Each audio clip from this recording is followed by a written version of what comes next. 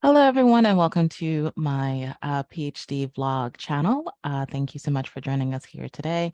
I just wanted to make a very quick update about this semester and wrapping up my first year. I will provide another extended update later on in May. And so if there's anything in particular you would like to learn about, just let me know in the comments below. I am really excited and so relieved that my first year as a PhD student is over for the most part. And it has been an absolute whirlwind. It's just been a lot of things has happened, a lot of good and a lot of not so good things. And what has made me really and truly appreciate is the very strong support network that I have.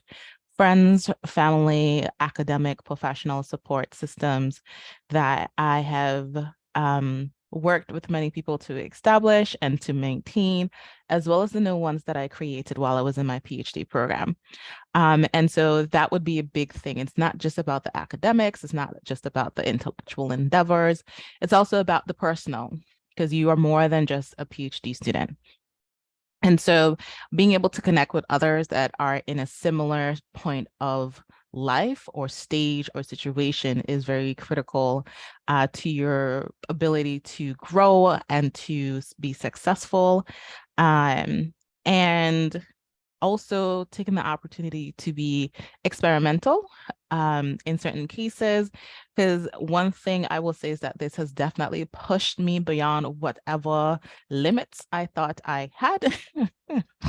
And it's been good, but with any challenges, with any discomfort or sometimes pain, sometimes you want to stop. And what this whole process has just even reconfirmed to me is that I'm on the right path. I am absolutely on the right path. I was meant to pursue a PhD program at this time, and I have so many wonderful and incredible people supporting me in this process, and I supporting them in their own processes and what the things that they want to do, helping them make it a reality. I had a really reaffirming, fabulous first year review. And it just really solidified some of the things that I've been doing and understanding that folks see it. And sometimes it may seem like the work that you're doing, because it doesn't have a, endpoint, or you might not be able to produce a product that somebody is able to look at and assess. But even like for me, going to many different events, like my research areas are information studies, particularly information seeking behavior, Caribbean studies and cultural studies, as well as behavioral sciences, specifically psychology, mental health. And so those are the three main disciplines that I'm like really diving into, some that I have either lived experience or previous academic and professional experience in, and some that I have to dive even deeper, some that I have to relearn things about, some that I have to discard what I previously knew about it. And so I'm not gonna stay here on too long. I just, yesterday was my last thing, so to speak, to end my semester. And so I did the mental health first aid training. And it's something, I'll put the link so you could learn more about it. But it was a very good, this is a paid training. And this is very similar to first aid. This is more focused on mental health. So anywhere from people who have depression, anxiety, or have like symptoms of psychosis, etc.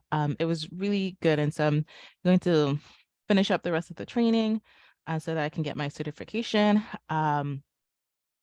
But knowing that not only did I make it through the spring semester, taking 4 classes, and I was a TA for 10 hours a week. Last semester was also 4 courses as well, and I was in a greater position. being able to write on different, being able to make progress on different projects and community building initiatives virtually has been really, really good for me. And also recognizing that as I go forward, being able to narrow down on the things that gives me life and that I give life to others and projects. And so thank you all for tuning in. And a highlight or two highlights of my week was that a co-authored book chapter was just published, and I'll put the link to where you can get the book, as well as a piece published in Women of Color Plus Lib was recently published on May 10th, and it was on the importance of Black librarianship. And so now I'll also include the link. So thank you all so much for tuning in, for listening, subscribing, commenting. If you haven't subscribed, please do so. And I'm looking forward to continuing to engage with you all. Words are hard this morning. But it's been such a rewarding and such an insightful process as well. So anyways, I hope you all have a wonderful, wonderful day, night, evening, midnight, whatever time it is when you're watching this. And I'm looking forward to updating you all again.